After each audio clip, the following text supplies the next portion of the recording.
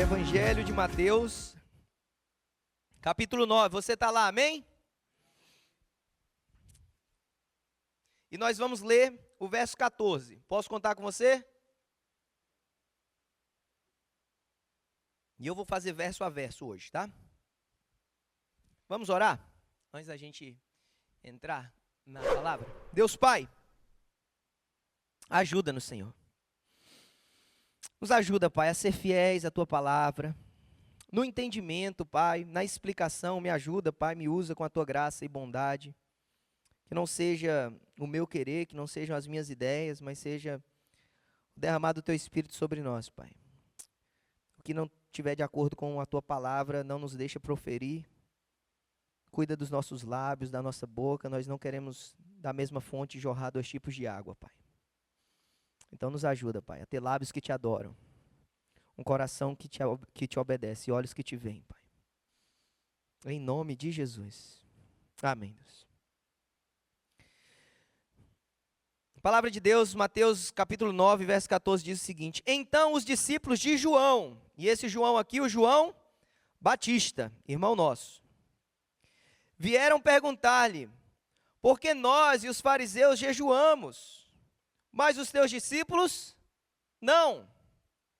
E aí vamos parar aqui, Romário. E eu lembro que já dei essa dica aqui, eu lembro que o Diego guardou essa dica, eu posso dar para você desde já, Romário. Sempre que a gente lê um versículo e ficar difícil de entender, o mínimo que a gente pode fazer é dar uns 2 passos para trás, nesse texto bíblico, e olhar alguns 3 versículos antes, talvez uns 3 versículos depois, e começar a entender o contexto. E se mesmo lendo um pouco para trás e um pouco para frente ficar ainda nebulosa a nossa vista, a gente vai para o capítulo todo. E se ficar difícil, a gente vai para o livro, Rafael. E se ficar difícil, a gente lê a Bíblia toda. Porque a Bíblia é um livro só, com um autor único que é Deus. E ela toda faz sentido, nada está aqui por acaso. Ora, essa pergunta sobre o jejum não surge à toa também, Bruno. Não simplesmente surgiu na cabeça dos discípulos de João, vamos conversar aqui um pouco sobre jejum. Não, os versos que antecedem esse versículo 14, a partir do verso 9, o que há relatado na Bíblia é o chamado de Mateus, que se tornou um dos seguidores de Jesus. Que, por sinal, nós estamos no Evangelho escrito segundo Mateus. E aí, Mira menciona o chamado dele e ele segue Jesus. Só que Mateus, ele era um publicano. Ou seja, ele era visto pelos próprios judeus como alguém que tinha traído a sua própria pátria, porque ele agora estava a serviço do Império Romano, cobrando imposto. E aí é esse cara, que era odiado pelos judeus, que era mal visto na sociedade como um todo, que Jesus vai e chama dizendo, olha, vem e me segue. E aí ele vai e segue Jesus. Só que quando ele segue Jesus, a partir do verso 10, a gente tem que Jesus estava na casa de Mateus. E aí Jesus na casa de Mateus, ele não estava jejuando. Longe disso, ele estava comendo, ele estava celebrando com os discípulos de Jesus, que já tinham sido chamados. E muitos, a palavra de Deus diz, publicanos e pecadores. E aí os discípulos de João já olham, esse cenário e digam assim, olha, por que o mestre de vocês come com os publicanos e pecadores? Porque isso aí já chocava aquele povo. E aí não bastasse essa pergunta, depois eles vêm e insistem, tá bom, além de você comer com quem você não deve comer, ou de você assentar-se para ter algum tipo de contato com quem você nunca deveria ter esse tipo de contato, isso já era horrível, mas você ainda não está cumprindo o rito religioso do jejum. E o que é jejum? Eu já falei isso mais de uma vez, vou repetir. Jejum é uma privação de alimento. Biblicamente falando, jejum é uma privação de alimento por um propósito espiritual. No Antigo Testamento, eu e você vamos ver essa privação de alimento acontecendo de diferentes formas. Por humilhação, porque às vezes o jejum estava associado a se mudar as suas vestes, colocar panos, de sacos, colocar cinzas na cabeça, humilhação, vergonha, dor, luto pelo pecado, luto pela condição do povo, de estar dando as costas para Deus. Mas o jejum também no Antigo Testamento, às vezes está associado, Josi, com um pedido, um clamor, um desespero da alma, dizendo, eu vou fazer esse jejum para buscar e entender a vontade do Senhor. Nós temos, por exemplo, Neemias, que a gente já estudou aqui, que ao ouvir a situação de Jerusalém, a palavra de Deus vai dizer em Neemias 1 que ele orou e jejuou, lamentando. Por quê? Porque os muros de Jerusalém estavam derrubados. Ou nós temos a rainha Esther, Diegão, clamando o povo para fazer um jejum, porque ela ia se apresentar diante do rei Mauro, Artaxerxes. Ou nós temos Daniel, enfim, nós temos diferentes homens e mulheres na Bíblia fazendo jejum. Só que quando surge a lei de Moisés, Rafael, a lei de Moisés obrigatoriamente determinava apenas um jejum por ano. Legalmente, era o jejum no dia da expiação, que era aquele dia onde aquele grande homem de Deus, chamado sumo sacerdote, ele adentrava um lugar que tinha a arca da presença de Deus, e ele aspergia sangue ali, ele tinha todo aquele rito de purificação a si, e também de clamor pelos pecados do povo. E aí naquele dia, era um dia de jejum, segundo a lei de Moisés, a lei de Deus dada a Moisés. Mas quando o povo de Deus, vocês estão comigo, amém? Quando o povo de Deus, que é só a introdução, quando o povo de Deus vai para o cativeiro ou para o exílio babilônico, ou seja, quando Nabucodonosor e a sua turma cercam Jerusalém, montam o que é conhecido como o cerco de Jerusalém, ninguém entra, ninguém sai, quem tinha cuscuz na despensa acabou, deu ruim, começa uma fome gigantesca, começa um desespero dentro do povo de Deus, de Jerusalém, e aí depois ele toma a cidade, enfim, e aí é nesse movimento. O povo passa, então, 70 anos ali naquele exílio, naquele cativeiro. Nesse momento, dentre tantas outras coisas que se reformulam dentro da relação do povo com a lei de Deus. E quando eu digo isso, só para exemplificar. Ora, é nesse tempo, só para vocês entenderem um pouco da história no Antigo Testamento da igreja, que surgem as sinagogas, por exemplo. Você tinha essa privação da ida ao templo. Então, alguns historiadores vão falar até de um judaísmo do segundo templo, enfim. Mas isso não é o ponto, isso aqui é só a minha cabeça trabalhando. O ponto é que o jejum, então, passa a ser praticado pelos judeus a partir de então, 2 dias na semana. Como uma forma de lembrar esse lugar de pecado, esse lugar de desonra a Deus, esse lugar de lamentar, diz, meu Deus, como nós demos as costas para o Senhor. E o judeu, então, estabelece um novo rito para o jejum, que é toda segunda e toda quinta-feira. No tempo, então, do ministério de Jesus Cristo, e por que não falar no tempo do ministério de João Batista, o jejum ele acontecia semanalmente, então, 2 vezes, toda segunda e toda quinta. Está todo mundo aqui comigo? Já ajudou alguma coisa? Amém. Então, quando os discípulos de João Batista estão perguntando a Jesus, ou aos discípulos também de Jesus, por que o mestre de vocês, e por que você e os seus discípulos não jejuam, ele está se referindo a esse jejum semanal de pelo menos 2 vezes por semana. Por que a gente está se privando? Por que a gente obedece? Por que a gente traz essa mortificação, esse lamento em nós? E você, Jesus, está aí comendo. Você está aí celebrando não apenas isso, com pecadores, com publicanos. E aí já entendemos o que é o jejum, amém? E aí ele pergunta por quê. Então a gente vai agora entender o porquê. E Jesus basicamente vai responder dizendo, vocês perderam o rumo, vocês perderam o foco, vocês estão fazendo pelo motivo errado. Verso 15. Jesus respondeu, como podem os convidados do noivo ficar de luto enquanto o noivo está com eles. Virão dias quando o noivo lhes será tirado. Então, jejuarão. Jesus é como se ele estivesse dizendo, por que vocês jejuam? Eu não sei. Ele sabe. Mas eu sei por que os meus não jejuam. Porque o noivo está entre eles. E essa imagem do noivo também era uma imagem, irmã Luciana, que o próprio João Batista já tinha apresentado aos seus discípulos. Porque quando João Batista vê Jesus, ele já menciona, olha, é dele que eu estou me referindo. E aí Jesus começa a ter o seu ministério. Alguns discípulos de João Batista seguem Jesus. Outros, não, Rosana. E aí, esses que não, começam a dizer, ô, João, tem um outro lá que está batizando, tem um outro lá que está começando o ministério.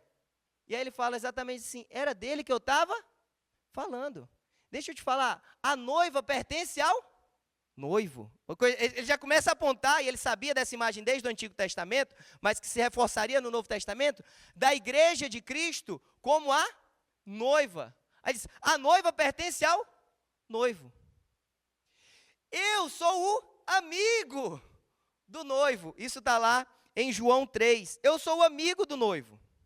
E eu presto serviço para o noivo. E só de ouvir a voz do noivo eu já estou alegre. Ele diz, olha, essa é a minha alegria que agora se completa. E aí ele termina com aquela frase tão conhecida entre nós. É necessário que ele cresça e que eu diminua. Ora, João falou isso para os seus discípulos. Jesus, então, sabendo quem ele era como noivo, mas também sabendo que essa imagem já era no mínimo conhecida pelos discípulos de João Batista, ele diz, olha, deixa eu falar algo para vocês. Eu sou o noivo. Como podem, então, os convidados do noivo, aqueles que me ouvem, aqueles que me seguem, não só os discípulos ali naquele contexto, mas todo aquele que seguia ao Senhor. Como podem esses que me seguem, esses que me obedecem, como pode o Mateus que acabou de abandonar tudo e me seguir? Como pode ele viver em luto, viver em pranto, viver numa situação de jejum, mortificando assim, se a minha presença está aqui entre eles? E aí talvez eu e você podemos, querendo nos livrar desse lugar de jejum, dizer, então eu não vou jejuar não, pastor. Então não, porque também já derramou o Espírito Santo em mim, a presença de Deus está aqui, e jejum é coisa do passado. Bem, a gente vai explicar um pouco melhor isso, mas rapidamente eu podia te dizer que o próprio Cristo jejuou. Eu posso te falar que a igreja primitiva jejuou. Então eu e você devemos jejuar. Mas Jesus começa a criticar esse lugar de jejum dos discípulos de João e dos próprios fariseus, aqueles que obedeciam à lei, criavam até leis a mais para a lei de Deus. Ele está dizendo, basicamente é porque vocês não reconheceram que eu sou o Cristo. Então essa expressão de dor de vocês, ela é vazia. Se vocês soubessem que eu sou o Cristo, vocês estariam se alegrando comigo. Essa festa que aconteceu na casa de Mateus, era para vocês estarem comendo lá, era para vocês estarem celebrando lá. O reino de Deus, o reino dos céus, chegou. E é por isso que quando a gente foi falar das parábolas, várias vezes o Senhor estava confrontando eles, dizendo, olha, o reino dos céus está sendo dado àqueles que abraçaram, e vocês estão recusando. É chegado o reino dos céus. Só que o Senhor Jesus também alerta, ele não simplesmente diz, olha, eu estou aqui, eu sou o noivo, a minha presença está aqui, os meus discípulos não podem ficar de luto enquanto o noivo está com ele. Ele diz, parte B do versículo 15, virão dias, ou seja, chegará um tempo, quando o noivo lhe será tirado. E aí Jesus já começa a apontar então para a sua morte. Que não terminaria na morte, terminaria na ressurreição e na ascensão de Cristo. Mas ele está dizendo que a presença dele ali, na sua encarnação, Deus, o verbo que se fez carne, estava com eles naquele tempo, mas seria tirado. E aí naquele tempo você pode lamentar. Lamente mesmo. E aí a gente começa a entender o porquê do jejum. Ele está dizendo, olha, vai vir um tempo sombrio na vida de vocês, e, de novo, eu quero que vocês entendam isso com maturidade, porque João 14, o próprio Cristo falou, eu estou mandando outro Consolador. Só que ele estava falando da presença encarnada dele ali, da futura presença gloriosa, no corpo glorificado, onde eu e você, se tivermos com ele, reinaremos com ele, em novos céus e nova terra, numa nova realidade, no reino dos céus. E aí ele diz, e a gente já viu isso, por exemplo, na parábola das 10 virgens. Lembra que elas estavam lá esperando o noivo chegar. E algumas eram nécias ou tolas, e outras eram sábias. Mas o que eu quero que você entenda é que o Senhor Jesus está dizendo, olha, vai chegar um tempo em que vocês jejuarão. E o que a gente precisa entender, então, que ele está dizendo, olha, vocês não entenderam que a minha presença está aqui, que eu sou o Cristo, que eu sou o Messias prometido. Então, o nosso jejum, o nosso lamento, a nossa dor, quando eu e você estamos nesse tempo de jejum, quando eu e você jejuamos, quando eu e você lamentamos, a gente está lamentando porque, na verdade, a gente queria estar com Ele em glória. E a nossa busca ao jejuarmos é dizendo assim, eu quero mais da Tua presença. Eu quero menos da minha carne. Eu desejo pelo Senhor. Eu queria estar te abraçando agora. Eu queria estar aos Teus pés derramado. Eu queria estar reinando contigo em novos céus e nova terra. Ah, como eu lamento isso, Senhor. Na verdade, a Tua ausência já é a minha maior dor. Estar distante de Ti, um segundo que seja, um instante que seja da minha vida, já é uma dor. E aí eu começo a me perguntar e a trazer essa pergunta para nós nessa manhã, será que a gente não devia desenvolver mais como igreja esse lamento, por estarmos distantes do Senhor, por estarmos aqui ainda nessa realidade terrena, quando vivemos novidade de vida, e fomos agora como uma nova criatura, criado para os céus, para a eternidade. Era para a gente dizer, como eu queria estar nos céus agora. E não, disse, Deus me livre, eu morrer. Eu quero ficar aqui.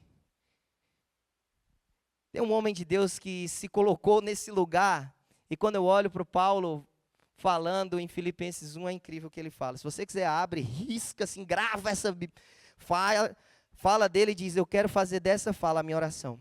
Olha o que Paulo diz, Filipenses 1, 21. Para mim o viver é Cristo. Se viver é Cristo para você, Paulo, o que é morrer para você? O morrer é ganho, o morrer é lucro, o morrer é o que eu quero, é a recompensa, é o prêmio, aleluia.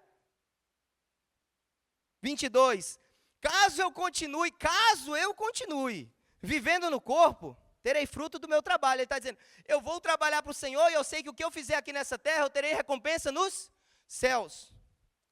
Só que eu já não sei o que escolher, ele começa a dizer. Eu já não sei se eu quero viver e ter recompensa aqui futura, ou se eu quero de fato morrer e estar na glória direto com o Senhor. Eu estou em dúvida.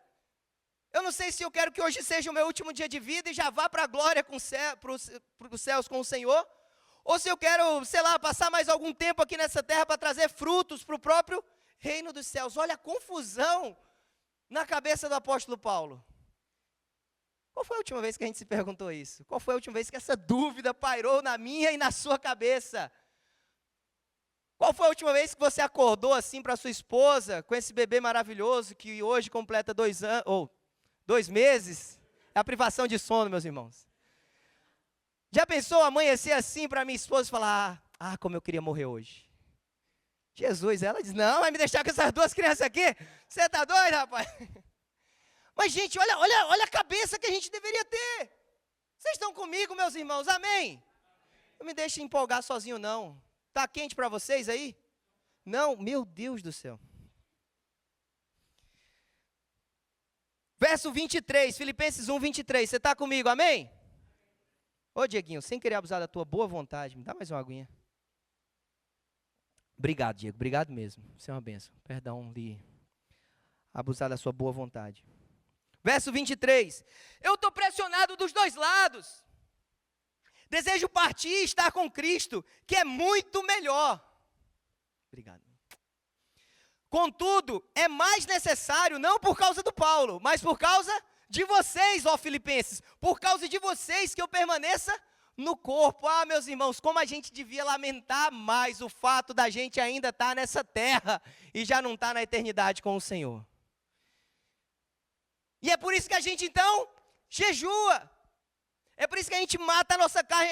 O jejum é o fato da gente dizer assim: ó, carne minha, você não manda em mim. Estômago, você não é minha última manifestação de prazer nessa vida, não. Eu posso padecer na carne, eu posso passar fome, eu posso ter dor, eu posso ter sofrimento, eu posso ter angústia. Eu quero mortificar a minha carne, porque a minha comida é a vontade do meu Pai. Eu fui criado para a eternidade, há eternidade em mim. Eu vivo agora como um ser espiritual, numa outra realidade. Por isso eu pratico o jejum. E os discípulos tinham perdido essa ideia. E eu quero encorajar a gente a ser uma igreja que diz: ah, que tristeza, ainda está na Igreja Batista Brasileira Central. Não porque você quer sair daqui, meu irmão, em nome de Jesus, não é por isso. Mas é porque assim, como eu queria estar na glória com Ele. Mas eu entendo que eu preciso ser membro desse lugar. Mas eu entendo que eu preciso estar no meio da minha família. Mas eu entendo que eu preciso ainda pisar nessa terra, porque ainda tem mais fruto para gerar. E toda vida que eu e você nos acomodarmos, toda vida que eu e você relaxarmos, toda vida que eu e você nos encontrarmos num lugar de eu e Deus tá bom demais, é porque ainda não está bom. Tem mais do Senhor. E a gente precisa mortificar a nossa carne para viver a eternidade com o Senhor. Agora, abre um pouco esse espectro do jejum e tenta entender isso como qualquer ato, e aqui é uma aplicação, qualquer ato da sua vida espiritual. Porque jejum se tornou para os fariseus, para os discípulos de João Batista, um rito religioso. E aí eu fico perguntando, na minha e na sua vida, o domingo, como é a nossa alegria de vir para esse lugar? Como é a nossa oração para estar aqui? Como é o nosso coração para estar nesse lugar? Ou é um check the box? Já fui domingo na igreja. Deus deve estar feliz comigo. Já cumpri minha obrigação. Não, vou orar antes da refeição, porque tem que orar. Tendo dado graças, ele partiu, né? Ele não partiu depois deu graça. Ele agradeceu e partiu. Será que essa oração é vazia? É só uma obrigação? Senhor, obrigado por esse alimento em nome de Jesus? Você tem de fato gratidão pelo que você tem na mesa? Senhor, o fôlego que o Senhor me deu para conquistar isso aqui veio do Senhor. O pão que tem nessa mesa é do Senhor. E no dia que não tiver, eu dou graças ao Senhor também. Porque o pão da vida já foi partido por mim. Ou em meu favor. Sabe, como estão as nossas expressões na nossa vida devocional com o Senhor? Será que há de fato uma gratidão? Será que de fato há um ardor para entender que é graça de Deus a gente ainda estar aqui, mas que o melhor é estar com Ele na eternidade? Só que o Senhor Jesus não para no verso 15, vamos para o 16. Ninguém põe remendo de pano novo em roupa. E o Senhor Jesus é maravilhoso. Deixa eu só dar um parênteses aqui. Ele responde a pergunta, Brian, desses discípulos com essas três espécies de parábolas. Ele traz então primeiro a ideia do noivo, depois ele traz a ideia da roupa e por último ele traz a ideia de uma vasilha de couro ou de um odre. Então a primeira nós já entendemos, é como se Jesus estivesse dizendo: olha, vocês sabem até o que tem que fazer, vocês até sabem que é privação de alimento, mas vocês perderam o motivo, vocês perderam o porquê. E aí, porque vocês não sabem mais o porquê, vocês estão confundindo o como essa prática deve acontecer, porque vocês não sabem o motivo mais. E tudo que você não sabe a razão, você faz de uma maneira confusa. E porque vocês estão fazendo de uma maneira confusa, vocês não têm o impacto ou o resultado que isso deveria ter na vida de vocês. Então Jesus restaura esse lugar da razão, que é a ausência dele e o desejo de estar na eternidade com ele. Amém? E aí ele diz: mas isso não vai acontecer nesses velhos ritos antigos de vocês. E aí ele traz então essa segunda parábola, que é a parábola dos panos, ou do pano novo e da roupa velha. E aí ele diz: ninguém põe remendo de pano novo em uma roupa velha. Fala comigo, em uma roupa velha. Pois o remendo forçará a roupa, tornando pior o rasgo. Você vai botar um tecido novo, e a ideia aqui de tecido novo É literalmente um tecido que não passou na mão ainda de ninguém, um tecido que não foi trabalhado, um tecido que não foi lavado, ou seja, é um tecido puro. Talvez para nós, eu sou péssimo em costura, meus irmãos, mas talvez para nossa ideia era, sei lá, você vai botar um jeans num cetim? Existe cetim? Não? Existe, irmão Jefferson. Obrigado, irmão Jefferson. Um linho é mais fino ainda? Seda, obrigado. Seda, para mim, era aquela marca ainda de shampoo. Brincadeira, meu irmão. Claro, você não vai colocar um jeans, um negócio grosso ou grosseiro, numa seda. Porque vai arrebentar. E aquele buraquinho que tinha, que você ia remendar, vai se tornar algo ainda pior. O que o Senhor Jesus está tentando comunicar para ele? Dizendo, olha, esse pano velho da impureza, esse pano velho da ritualidade, ou do rito religioso vazio, que não é nada novo para vocês, afinal Deus já tinha levantado no Antigo Testamento homens de Deus, profetas do Senhor, para dizer, olha, esse jejum que vocês estão fazendo, não é um jejum para Deus. E é interessante que a gente olha no Antigo Testamento, e olha Zacarias 7, se você puder abre tua Bíblia, Zacarias 7. Já nessa nova reconfiguração do jejum que eu falei para vocês. E aí Zacarias 7,3 vai dizer, perguntando os sacerdotes, ou aos sacerdotes do templo do Senhor dos Exércitos, e aos profetas, devemos lamentar e jejuar no 5º mês, como já estamos fazendo há tantos anos. Então o Senhor dos Exércitos me falou, pergunte a todo o povo e aos sacerdotes, verso 5, né? Quando vocês jejuaram no 5º e no 7º mês, agora olha isso, meu irmão, durante os últimos 70 anos, Zacarias 7:5, durante os 70 anos, foi de fato para mim que vocês jejuaram? E quando comiam e bebiam, era para vocês mesmos que o faziam? Agora olha isso, 70 anos de uma prática de jejum e o Senhor dizendo, não era para mim isso não. Porque vocês perderam, se tornou só uma prática religiosa, se tornou só um rito. E esvaziou-se o Cristo, esvaziou-se o temor a Deus, esvaziou-se a presença de Deus. E vocês acham que só por cumprir isso garante algo para vocês? Não. Não adianta cumprir esse rito se Deus estiver lá do outro lado. Meus irmãos, já pensou 70 anos de uma vida religiosa? Vazia. Já pensou a gente vir 70 anos para a igreja? E um dia o Senhor Jesus olhar para nós e dizer assim, 70 anos, quantos domingos, eu não fui com você em nenhum deles. E você não ardeu, seu coração não ardeu por mim em nenhum deles. Você não lamentou a minha ausência no sentido de não estar na glória comigo ainda, nenhum deles. 70 anos você murmurava. 70 anos e a sua chateação era que o pastor demorava muito na pregação. Era que a água estava quente. E que você só desejava ir lá e depois ir embora. 70 anos e eu não fui com você e nem voltei em nenhuma delas. Ah, meus irmãos, não vamos ser assim. Isso é remendo velho. Pano novo. A vida com Deus, o temor ao Senhor Jesus não é colocado numa prática vazia, numa prática velha. A nova realidade do Senhor Jesus, ou do reino de Deus, e ele estava falando lá para aquele povo, dizendo assim, o que eu trago aqui, olha, vocês olharam a festa lá para Mateus? Porque vocês estão querendo pano velho, essa religiosidade de vocês é pano velho, e isso aqui, essa celebração, um publicano aceitando a Cristo, ou pelo menos desejando seguir o Messias, isso é pano novo, isso é remendo novo, que não vai dar para colocar aí no remendo velho. E o Senhor Jesus não veio remendar as nossas vidas, não veio também remendar a nossa vida devocional.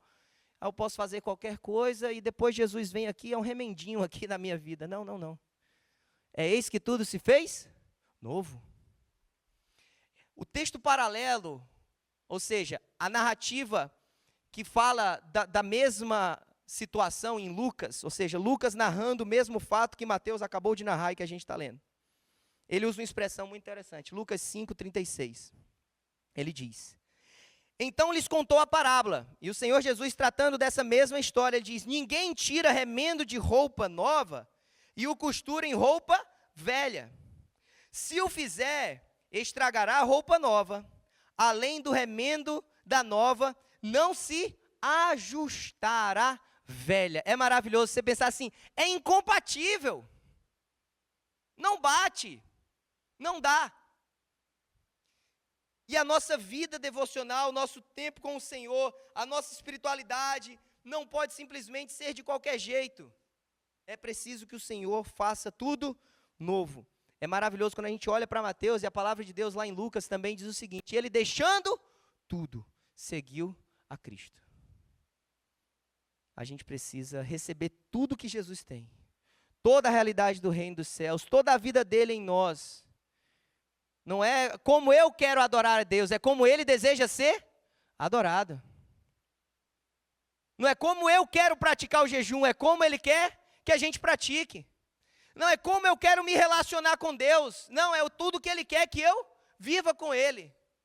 Não é a minha vida com a vida de Jesus, é só a vida de Jesus em nós. Não é assim, não, eu quero ir para a igreja, mas segunda-feira eu estou lá falando palavrão, eu estou lá maltratando, eu estou lá batendo, eu estou lá fazendo o que eu quero, mas domingo eu estou lá levantando as mãos. Isso é pano novo, isso é pano velho, misericórdia, Jesus. Isso é pano velho. A vida de Jesus não cabe aí, por quê? Porque vai arrebentar. Isso é espiritualidade vazia, e nós queremos tudo novo. Sabe, assim como o nosso clamor, no verso 15, deveria ser dizendo: ah, Senhor, como eu lamento ainda estar nessa terra. Meu convite para você é dizer para o Senhor, a partir do verso 16, Senhor, não remenda nada. Faz tudo novo. Eu não quero pano novo para remendar os meus panos velhos. Eu quero tudo novo. E aí essa prática do jejum, meu irmão, ajuda a mim e a você a colocarmos pano novo, numa nova vida, a mortificar aquilo que é velho, a matar aquilo que não vem do Senhor, até que a presença do Senhor Jesus seja tudo em nós, até que a nossa carne não nos domine, mas nós sejamos dominados apenas pelo Espírito. Amém? Verso 17. Não se põe vinho novo, terceira parábola, não se põe vinho novo em vasilha de couro velha, obrigado. Se o fizer, a vasilha rebentará, o vinho se derramará e a vasilha se estragará. Ao contrário, põe-se vinho novo em vasilha de couro nova, e ambos se conservam. Aleluia! Glória a Deus. Terceira parábola do Senhor Jesus. Pega também um cenário comum. Naquela época, esses odres, se tiver na sua Bíblia assim, ou essa vasilha de couro nova e velha, eu te digo quando, Mari, eram basicamente feitas da seguinte forma: você pegava o animal, abatia, cortava, enfim, cabeça, patas, limpava tudo por dentro, curtia o couro, e curtir aqui não era dar um joinha no couro, mas era fazer um processo de limpeza e purificação no couro, para que ele se tornasse apto para ter algum líquido ali dentro e não ter o odor mais, mas armazenar aquele líquido. E aí depois você costurava aqui no meio também, geralmente o pescoço, ó, esse aqui, ó, parece o quê? Um gargalozinho já de uma garrafa, né? Então eu e você somos quase uma garrafa ambulante. E aí deixava aqui o pescoço, e aí o líquido geralmente era derramado aqui, né? E você fechava aqui pelo pescoço, com um nó. Mas esse couro, quando ele está novo... Mari, vamos lá mostrar. Isso. Está dando para entender que isso aí um dia foi um animal ou não? Aqui, ó, as patas, ali também, as outras patas vêm para cá. Talvez pela claridade os irmãos não vão conseguir enxergar também. Porque a gente às vezes pensa só naquela cumbuquinha assim, bem bonitinha já, né? Mas era meio mais bruto assim. Isso um dia já foi um animal. E aí esse animal, quando o couro ainda é novo, ele tem uma certa elasticidade. E aí o vinho novo, é um vinho que ainda não tinha terminado o seu processo de fermentação. Por isso, ainda naquele processo, quando ele era derramado nessa vasilha de couro, e ele ainda estava fermentando, ora, fermentação ele está liberando gás ou gases. E aí aquela vasilha ainda inflava um pouquinho. Agora, se a vasilha de couro era velha, vem Mari, se a vasilha de couro era velha, ela já estava mais ou menos assim, ó. Isso aí já parece mais um bichinho, não parece? E ela já tinha perdido, Josi, a sua capacidade de expansão. Por isso que o vinho novo, quando ela colocado ali, ia expandir, ele na verdade arrebentava com essa bolsa de couro. E aí não só perdia a bolsa de couro, pode tirar talvez, Mari, que os irmãos já estão com a cara assim. Obrigado, Mari. E aí rompia e perdia não só a bolsa de couro, mas o líquido que estava ali dentro também. Então essa é a imagem que a gente está aqui ao entender essa parábola. E o que Jesus então está comunicando a nós, quase que em semelhança ao que ele comunicou no verso 16, quando ele está se referindo a pano de roupa novo em roupa velha. Ele está dizendo, olha, essa realidade do reino dos céus, a chegada do Messias, essa chegada do reino dos céus não cabe nessa velha forma das práticas de vocês. E aí, se vocês me receberem, é uma realidade nova. E quando a gente pensa nisso, olha que maravilhoso é a ideia do sacerdote entrar e ser quase que um mediador entre Deus e os homens, agora é Jesus Cristo, o nosso sumo sacerdote. Por isso que ele está dizendo, o reino dos céus, a minha chegada, não cabe mais nessa forma. João 1 falando que o verbo se fez carne, é literalmente dizendo o verbo, ou seja, a palavra de Deus se tornou, ou armou a sua tenda entre nós, fazendo uma referência ao Antigo Testamento, dizendo, ele é a nova expressão. Se antigamente era o templo que carregava esse lugar da presença de Deus, agora há um novo e vivo caminho que é Jesus Cristo. Então vocês não dependem mais de homem, vocês não dependem de um sistema judaico para se aproximar a Deus. Agora vocês têm Jesus e não há outro mediador entre Deus e os homens pelo qual nós somos salvos, é só Cristo. Você pensa, eu acho isso maravilhoso, quando Jesus está entrando no templo, olha que confusão na cabeça de um judeu que ainda não tinha entendido isso. Ele era a presença plena de Deus, entrando num lugar que supostamente carregaria a presença de Deus lá no Santo dos Santos. Só que quando o Senhor Jesus Cristo está lá, na sua crucificação, o que acontece? O véu do templo se rasga de alto a baixo. Ele está dizendo, assim como meu corpo foi rasgado, o véu do templo se rasgou e já não há nenhuma mais separação entre vocês. Eu sou o caminho, eu sou a verdade, eu sou a vida. É Jesus Cristo. E aí por isso que ele está dizendo, olha, nesse odre velho não cabe o vinho novo da minha presença, da chegada do meu reino. Talvez é a cabeça de Nicodemos, eu começo a pensar em algumas histórias, é a cabeça de Nicodemos se perguntando, mas como é que eu vou nascer de novo? Eu não posso mais voltar para a barriga da minha mãe. Ele diz, não, quem não nascer da água e do Espírito. É o Cristo indo encontrar uma mulher samaritana. Olha a confusão na cabeça do judeu. E ele ainda dizendo, eu sou a água viva. E se você beber dessa água, de você fluirão fontes de água viva. Ou seja, ele fazendo uma mulher samaritana ser canal do reino dele para outros. Confusão na cabeça dos judeus. É Jesus curando pecadores, é curando impuros, é sendo tocado por uma mulher que padecia com um fluxo de sangue e que, teoricamente, na lei era para ele ser considerado impuro, e ele, na verdade, purifica a mulher. É uma reformulação, uma reconfiguração daquilo que se entendia como reino de Deus, dizendo, é uma nova realidade do reino dos céus. É vinho novo, e para vinho novo só pode ter odres novos. E eu volto a perguntar, talvez para mim e para você, como está a nossa vida com Deus, como está essa nossa prática. Porque talvez a gente pode olhar e dizer, pastor, de fato, não tem mais que ir no templo, de fato, realmente não tem um sumo sacerdote, talvez não tem lá aquelas práticas, e não tem um cordeiro aqui para a gente, já pensou, está aqui matando. E a gente pode achar muito fácil, mas a gente pode esvaziar a nossa vida com Deus, tanto quanto o povo do Antigo Testamento esvaziou. ter uma adoração distante de Cristo, ter uma leitura bíblica distante de Deus, ter uma oração vazia, ter uma prática religiosa que não acessa o coração do Pai. Eu lendo um outro livro, nós vamos ler esse livro como liderança na igreja e ter algumas conversas, enfim. E o autor desse livro, que é um pastor brasileiro, ele falava que a gente está numa era de um consumismo espiritual. Entenda-se, o que a gente espera de uma empresa, a gente espera da igreja.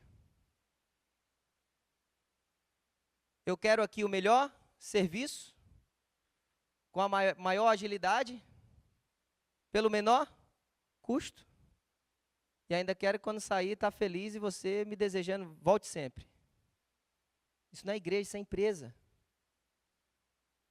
Igreja, você vem para ofertar a sua vida, para derramar a sua vida com o maior custo que você tiver, da melhor forma que você tiver, pelo maior tempo que você puder, porque Deus merece toda a honra e toda a glória, e nós, tudo que dermos ainda é pouco. Não, o pastor tem que pregar rápido, o culto tem que acabar rápido, eu tenho 1 hora no domingo para o Senhor. Não me venha falar de dízimo e oferta, não me venha falar de voluntariado.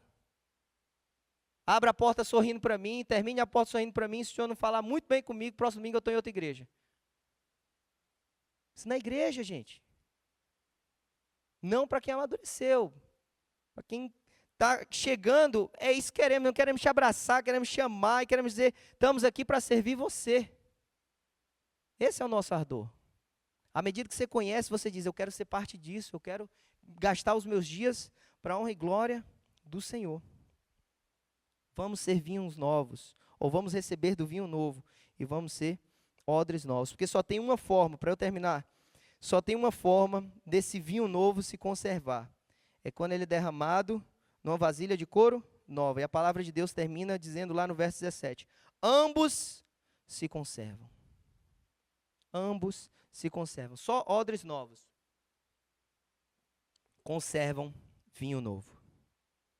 Minha pergunta para você refletir nessa manhã, de forma prática, é o que significa na sua vida, o que significa no seu trabalho, o que significa na sua vida familiar, o que significa na igreja local, ser um odre novo. Se você é um odre novo, se você deseja ser um odre novo, o que significa de forma prática na sua vida? Não, eu sou um odre novo, então na minha casa é assim, porque eu quero do vinho novo. Então na minha casa é assim, na minha vida profissional é assim, na minha vida na igreja é assim. Ou será que a gente tem sido ressecado pelo tempo, ressecado pela caminhada com o Senhor e parece que esse vinho novo, quando é derramado, em vez da gente deixar ele expandir em nós, ele começa a causar um desconforto ao ponto de romper. Porque a gente já não está mais tão maleável para o agir de Deus. Nós temos falado, eu tenho sido enfático em falar isso como igreja. Nós buscamos viver esse ano, o ano da prioridade do reino. E esse reino vai ser prioridade em nós, quando nós de fato formos maleáveis para o agir de Deus na nossa vida. Quando a vida devocional nossa não for vazia, não for uma expressão corriqueira apenas, não for um costume. Quando vir para a igreja não for, hoje é domingo, tem que ir. Mas que privilégio eu ir. Olha os irmãos que padeceram, que morreram. E a gente está aqui podendo falar de Jesus. Cadê a nossa alegria em vir para esse lugar? Quando isso de fato for prioridade no nosso coração, dizendo, não, nada vai roubar, é dia de culto ao Senhor. Eu quero adorar, vamos. E quando eu olho para trás e vejo meus filhos ainda pequenos no carro, eu digo, Senhor, que eles me acompanhem todos os dias enquanto eu puder trazê-los. Quando não, eles vão ter a família deles, vão levar os filhos dele, em nome de Jesus. Mas enquanto eles estão aqui atrás, que alegria, temos saúde para vir à tua casa. Saímos hoje os 4 e podemos sim cultuar ao Senhor. Que alegria, meu Deus. Não é um peso, não é uma profissão, não é um trabalho, não é um encargo. É um privilégio, é um privilégio, é um privilégio. Acessar essa palavra, beber da palavra, estudar a palavra com liberdade. Quem bateu em você hoje? Quem tomou essa palavra da tua mão hoje? Quem te expulsou daqui hoje? Ninguém. Ninguém. Pelo contrário, você é bem-vindo, a palavra é aberta. Nós declaramos Jesus. Com liberdade nós batemos palma, nós cantamos. Está duro esse banco, está dura essa cadeira? Não, não está, está confortável. Talvez quem mais está passando calor aqui sou eu hoje. Já me arrependi de ter vindo com essa camisa e com essa roupa, Romário. Esse negócio de ficar combinando todo mundo em casa dá um trabalho, irmãos. Mas a gente persevera. Aquele que perseverar até o fim terá coroa. Aleluia. Meus irmãos, eu só quero comunicar algo para vocês, está ardendo no meu coração. A gente precisa ser diferente como igreja, a gente precisa ter alegria, a gente precisa ter vida na vida com Deus. Não podemos viver isso aqui com a vida vazia, com expressões no corpo, mas vazio no peito. Não dá, meus irmãos. Até quando, igreja do Senhor? Ser crente ainda é fácil. E por isso que está bom demais. Está precisando começar a ficar mais difícil. A gente olha talvez para a igreja americana, e uma bênção, viveram um boom, anos 90, espalharam missionários em todo o mundo. Mas, infelizmente, nossos irmãos e nós, como igreja étnica aqui nesse lugar, estamos caindo num lugar de consumismo religioso. De que se a oferta que for melhor, eu me apego. Isso é imaturidade. Eu não estou dizendo aqui que Deus não vai levar um para cada igreja. Claro que vai, mas seja guiado pelo Senhor e não pela tua vontade de conforto. Porque vinho novo só se conserva em odres novos. Que esse ano, que 2025, seja o ano de viver uma realidade com o Senhor diferente. Seja o ano de viver uma fé diferente. Seja o ano de viver uma prática devocional diferente. Seja o ano de cultuar diferente. Que seja o ano de derramar vinho novo, porque a gente vai dizer, pode derramar, Senhor, porque eu quero ser um odre novo, para receber o vinho do Senhor. Amém? Se coloca em pé, vamos orar.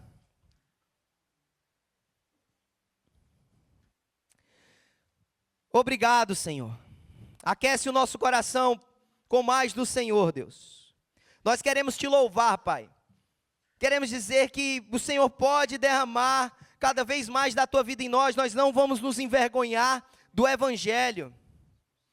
Nós não vamos fazer da prática devocional, da leitura bíblica, da oração, do jejum, do culto, do serviço, do voluntariado, da liderança, de qualquer prática, do ensino, do aprendizado, Pai, nada que envolva o teu nome, nós vamos fazer de forma vazia, sem temor ao Senhor, sem brilho nos olhos, sem devoção. Não, Senhor, nós não nos conformamos com esse lugar. Mas nós queremos fazer com o coração cheio, com o coração feliz, sabendo que existem desafios, mas maior é o Senhor. O Senhor é digno do nosso melhor, o Senhor é digno da nossa adoração, o Senhor é digno da nossa devoção, o Senhor é digno das nossas melhores palavras, da nossa melhor expressão com o nosso corpo, com a nossa mente, Pai. Obrigado, Senhor, nos ajuda a lamentar, talvez como Paulo, Pai, escrevendo aquela igreja, meu Pai. Dizendo, Senhor, como eu desejava estar contigo, mas infelizmente ainda preciso estar aqui para produzir frutos.